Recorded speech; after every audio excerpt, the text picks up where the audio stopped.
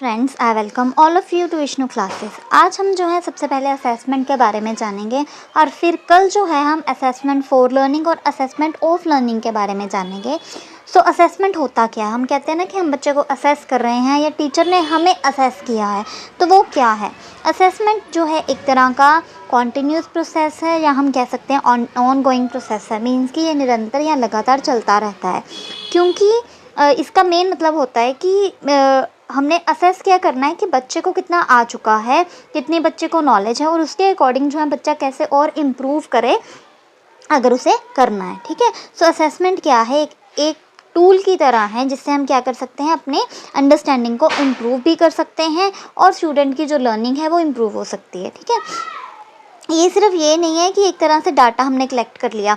Like हम जो classroom में टेस्ट लेते हैं बच्चे के, कि बच्चे के जो है 10 में से 9 मार्क्स आए, 10 में से 8 मार्क्स आए या 5 7 जितने भी आए, है ना, तो वो तो हो गया जस्ट डाटा कलेक्ट करना। असेस हम कैसे कर सकते हैं कि बच्चे का जो है इस सब्जेक्ट में जो है इंटरेस्ट बहुत ज़्यादा है और ये सब्जेक्ट जो है बच्चा ईजिली कर लेता है ना, तो उससे क्या होगा, हमें पता चल जाएगा कि बच्चा जो है वो आगे जाके क्या बन सकता है। ठीक है। तो ये भी जो है एक असेसमेंट का ही पार्ट है। फिर आगे हम बात करते हैं कि असेसमेंट की क्यों ज़रूरत पड़ी, क्यों इसकी जो है इम्पोर्टेंस क्या है, कि हमने क्या जानना है। हम बच्चे को असेस क्यों करते हैं? ताकि हमें ये पता चले कि बच्चे को कितनी नॉलेज है। ये जो हमारे टेस्ट होते हैं या हमारे जो एग्ज़ाम्स होते हैं, ये सब क्या है, एक असेसमेंट करने का, एक मूल्यांकन करने का ही जो है मेन मोटिव होता है कि बच्चे का मूल्यांकन किया जाए ताकि हमें पता चले कि बच्चे को कितनी नॉलेज है, बच्चे को कितना ज्ञान है। ठीक है। बच्चे के बारे में पता करना, बच्चे के आईक्यू के बारे में पता चलना कि बच्चे को कितनी नॉलेज हुई है, जो हमने पढ़ाया है उसको कितना आया है, यही असेस करना होता है। ठीक है। To find out what the student can do, मैंने आपको अभी बताया, एग्जाम्पल ली कि हम ये बता सकते हैं कि बच्चा आगे जाके क्या बन सकता है, कि कौन सा सब्जेक्ट जो है वो चूज़ करे, किस सब्जेक्ट किस फील्ड में जो है वो जा सकता है ना। तो हमने क्या देखना है, असेसमेंट एक तरह से वो टूल है जो हमें क्या बताता है कि हम स्टूडेंट को, मीन्स वो क्या कर सकता है, स्टूडेंट क्या कर सकता है, उसकी एबिलिटीज़, उसकी स्किल्स जो हैं इससे हमें पता चलती हैं, और how well they can do it, means कि कितना अच्छा वो कर सकता है। ठीक है। To find out how students go about the task of doing their work, कि अपना काम किया जो है वो कैसा करता है। हम कहते हैं ना कि टीचर ने हमें ये काम दिया था, ठीक है, फिर टीचर बाद में असेस करता है कि कौन से बच्चे ने जो है कैसा काम किया है, किसने सही किया है, किसी ने गलत किया है। तो ये क्या है, ये भी एक तरह से एक टास्क है, असेस करना भी एक टास्क है कि बच्चे को जो हमने टास्क, जो भी काम दिया था वो उसने कैसा किया है। ठीक है। उसको कितनी नॉलेज हुई। ठीक है। फिर उसके बाद कि बच्चा जो है कैसा फ़ील करता है, अगर वो काम कर रहा है तो काम करते हुए कैसा फ़ील करता है, मीन्स कि मोटिवेटेड था काम करने के लिए, वो उसने एफ़र्ट्स लगाए काम करने के लिए। ठीक है।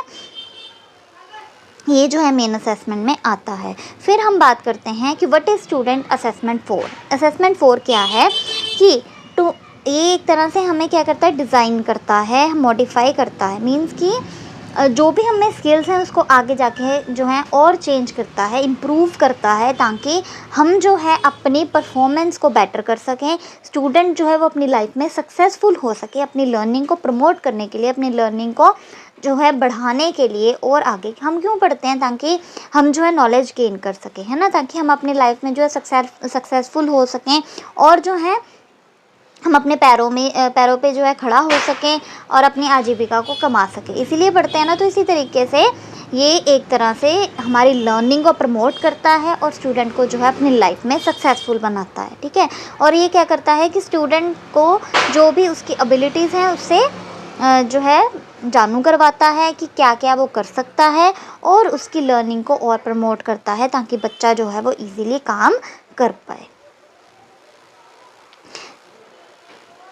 और फिर जो है क्या हो सकता है, अगर हम बच्चे को असेस करते हैं, ठीक है, फिर उसके बाद हम क्या करते हैं, उसको फीडबैक देते हैं कि बेटा आप ये जो है इसमें ऐड कर सकते हो। जैसे एक टेस्ट लिया, बच्चे को कुछ नहीं आया तो हम उसे समझा सकते हैं दोबारा से कि वो सम करे। फिर उसके बाद अगर फिर भी कुछ नहीं आ रहा, हम उसको कोई प्रॉब्लम आ रही है तो हम उसे गाइड कर सकते हैं, बच्चे को जो है हेल्प कर सकते हैं कि वो कैसे प्लानिंग करे, कैसे जो है अपना एजुकेशनल प्रोग्राम जो है वो बनाए, कि किस तरीके से वो पढ़ सकता है, कैसे स्केड्यूल बनाए कि किस टाइम उसको खेलना है, किस टाइम उसको पढ़ना है, ताकि जो है उसकी ब्रेन की जो एबिलिटी है वो भी और आगे शार्प हो। तो ये भी एक तरह से असेसमेंट है और प्लस इसमें गाइडेंस भी आ जाती है अगर हम बच्चे को प्लानिंग करना या एग्जीक्यूशन करना सिखा रहे हैं, ठीक है।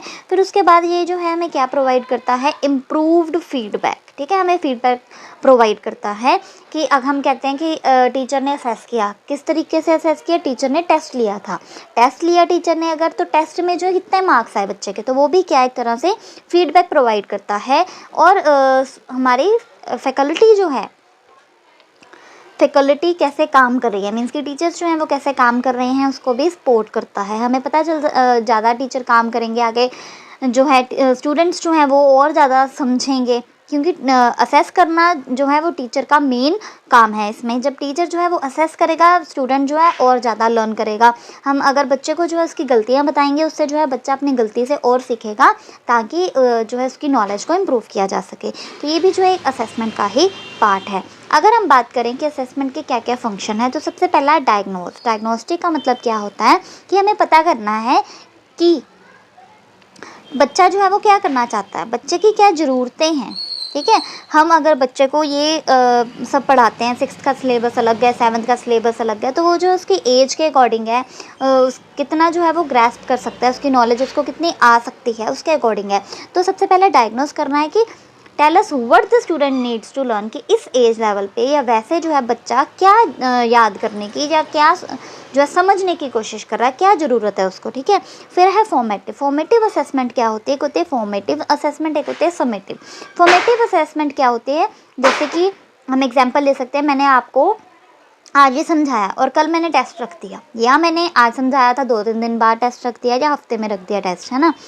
जो टीचर जो है पढ़ाने के बाद टेस्ट लेता है उसे फॉर्मेटिव असेसमेंट कहा जाता है, जिसमें हम ये देखते हैं कि टीचर ने जो पढ़ाया बच्चे को समझ में आया और कितना समझ में आया, ठीक है। इसमें ये देखा जाता है, जैसे कि हमारे टेस्ट होते हैं वो फॉर्मेटिव होते हैं। और समेटिव क्या होता है, जैसे कि हम बच्चे को फाइनल जो है असेस करते हैं, लाइक जो हमें रिपोर्ट कार्ड मिलते हैं, जो हमारे एग्ज़ाम्स होते हैं, एग्ज़ाम चाहे मिड टर्म हो, चाहे हमारे जो एनुअल एग्ज़ाम हो, चाहे वो सेमेस्टर सिस्टम हो, तो वो सब क्या है, समेटिव असेसमेंट होती है, जिसमें जो है हम ओवरऑल बच्चे को असेस करते हैं, ठीक है।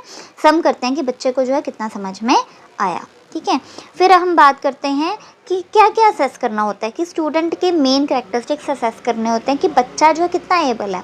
जैसे इंडिविजुअल डिफरेंसेस पाए जाते हैं, हर एक बच्चे में जो है अलग अलग काबिलियत, अलग अलग एबिलिटी होती है कि वो क्या क्या काम कर सकता है। लाइक कुछ बच्चे जो होते हैं वो पढ़ने में अच्छे होते हैं, कुछ बच्चे जो खेलने में अच्छे होते हैं, कुछ बच्चे जो है तो वो स्पोर्ट्स की फील्ड में जा सकते हैं ना, तो कुछ बच्चे जो है आर्ट्स में अच्छे होते हैं। तो इसी तरीके से उनमें क्या क्या एबिलिटी है और वो क्या क्या काम जो है वो अच्छा कर सकते हैं, ये असेस करना है।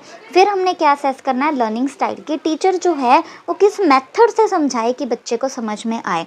लाइक पीपीटी प्रेजेंटेशन हो सकती है, प्रोजेक्ट मेथड हो सकता है, आजकल बहुत प्रॉब्लम सॉल्विंग मेथड हो सकता है। ये सब से जो है हम कौन सा स्टाइल जो है, हर एक बच्चे जैसे उनकी इंडिविजुअल डिफरेंसेस पाए जाते हैं, तो हर एक बच्चे की एबिलिटी जो है डिफरेंट होती है। तो उस तरीके से ऐसा जो है स्टाइल टीचर अपनाए ताकि हर बच्चे को जो है समझ में आ सके। लाइक बच्चा जो है देख के ज़्यादा सीखता है, जैसे कि वीडियोज़ दिखा सकते हैं हम, पीपीटीज़ दिखा सकते हैं, या फिर हम वहीं पे लेके जा सकते हैं। अगर हमने कोई पार्लियामेंट पढ़ाना है, पार्लियामेंट का चैप्टर पढ़ाना है, तो हम बच्चों को पार्लियामेंट लेके जा सकते हैं। तो इसी तरीके से लर्निंग के ये जो है स्टाइल्स होने चाहिए। फिर जो है मोटिवेशन होनी चाहिए। अगर मैं आपको कहूँ वेरी गुड बेटा आप तो कर सकते हो, है ना, तो आपको होगा कि हाँ हम कर लेंगे, लेकिन मैं कहूँ नहीं नहीं आपसे नहीं होगा, ठीक है। तो मैंने पहले ही मोटिवेट नहीं किया, आपका जो है मैंने मोटिवेशन जो थी वो डाउन कर दी, सेल्फ स्टीम आपकी डाउन कर दी। उससे क्या होगा, आपका इंटरेस्ट भी कम हो जाएगा और जो मेन आपका गोल है आप उससे भी भटक जाओगे। आपके मन में कहीं ना कहीं ये आ जाएगा कि मैं नहीं कर सकता। तो जब ये आ जाता है मैं नहीं कर सकता, वो जो है वो मेन कमी होती है। तो असेस करने का मतलब क्या है कि हमने बच्चे के जो इंटरेस्ट है उनके बारे में जानना है, उनका क्या गोल है हमें पता चले, ताकि उस फील्ड में बच्चे को जो है हम और उसको इम्प्रूव कर सकें। इंडिविजुअल डिफरेंसेस को समझ के अलग अलग जो है स्टाइल्स, ज़रूरी नहीं है कि रोज़ जो है एक ही मेथड से पढ़ाना है, जैसे लेक्चर मेथड या प्रोजेक्ट मेथड से रोज़ नहीं पढ़ा सकता, है ना। तो डिफरेंट स्टाइल्स जो हैं वो यूज़ कर रहे हैं ताकि बच्चा जो है इजीली सीख सके। सो आज हमने जो है असेसमेंट के बारे में जाना है। So hope you like this, please like, subscribe and share this channel for more and more videos. Thank you.